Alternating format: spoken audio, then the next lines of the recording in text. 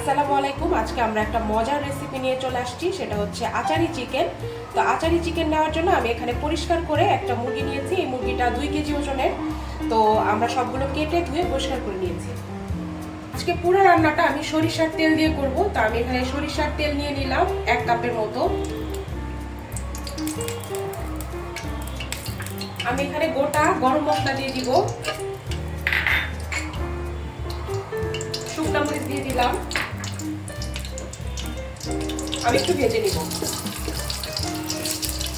যেহেতু এটা আচারি চিকেন, আমি এখানে 5 ফোড়ন দিয়ে দিব। আমি 1 চা চামচের মতো 5 ফোড়ন দিয়ে দিলাম গোটা। এটা আমি আস্তটাই ব্যবহার করব। এখন আমি পেঁয়াজ কুচি দিয়ে দিব। এখানে 2 কাপের মতো পেঁয়াজ কুচি আছে।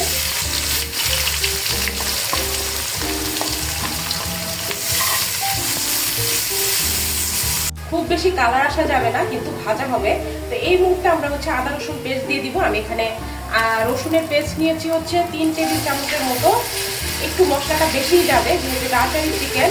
আমি আদাও একই পরিমাণে দিয়ে দিলাম। এখন এটা আমরা একটু ভেজে নিব। আমরা লবণ দিয়ে দিব পরিমাণ মতো। এখানে আমি 1 টেবিল চামচের মতো লবণ ব্যবহার করেছি।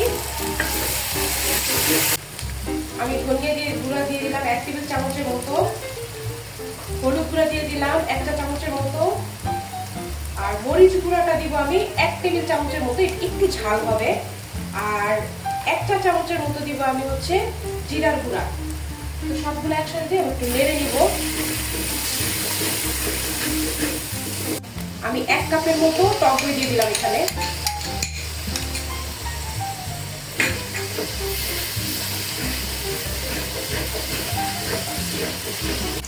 আমি এখন মুরগিটা দিয়ে দিব।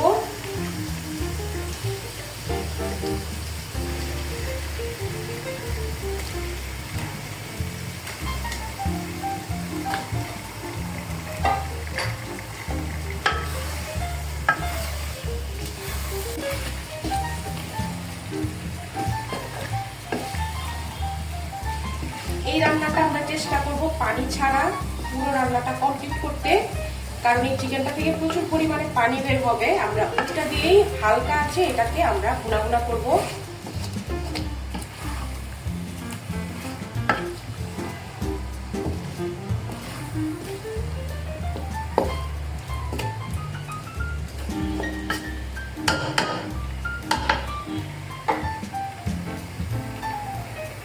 পাঁচ মিনিট হয়ে গেছে, আমরা দেখি কি অবস্থা।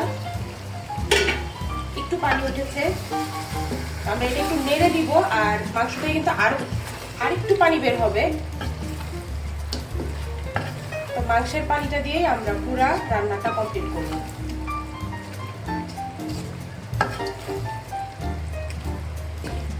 আমরা এটাকে আবারও 10 মিনিটের জন্য ঢেকে দিব। আমাদের 10 মিনিট হয়ে গেছে, আমরা দেখি মাংসের কি অবস্থা। এখানে কিন্তু আমি একটুও পানি ব্যবহার করি নাই। এখানে পুরো পানিটা মাংস থেকে বের হয়েছে। আমার মনে হয় না এখানে আর কোনো পানি ব্যবহার করতে হবে। এই মাংসটা যেহেতু এমনিতেই ভুনা ভুনা হবে, আমরা এই মাংসের পানিটা দিয়ে পুরো রান্নাটা কমপ্লিট করব। আমরা এখন লবণ টবণ চেক করব, আর যদি দেওয়ার প্রয়োজন হয় তাহলে আমরা এখনই দিয়ে দিব। না, সব একদম পারফেক্ট। এখন আমি এটাকে আরো 5 থেকে 7 মিনিট রান্না করব, তারপরে আমি এটা ফিনিশিং এ চলে যাব। এটা আমি ঢেলে দিই। আমাদের 10 মিনিট হয়ে গেছে, আমরা দেখি চিকেনটার কি অবস্থা। আমাদের দেখি অনেক পানি উঠে গেছে। তো আমরা এখন হচ্ছে এখানে আমরা আচার অ্যাড করব। আমরা যে আচারটা ব্যবহার করেছি এটা মিষ্টি আমের আচার। তো এই আমের আচারটা দেওয়ার পরে আমরা যদি আরেকটু মিষ্টির প্রয়োজন হয় তাহলে একটু চিনি অ্যাড করব, না হলে কোনো দরকার নাই। তো আমরা এখানে আচার দিয়ে দিচ্ছি। এখানে 1 টেবিল চামচের মতো আমের আচার আছে মিষ্টি।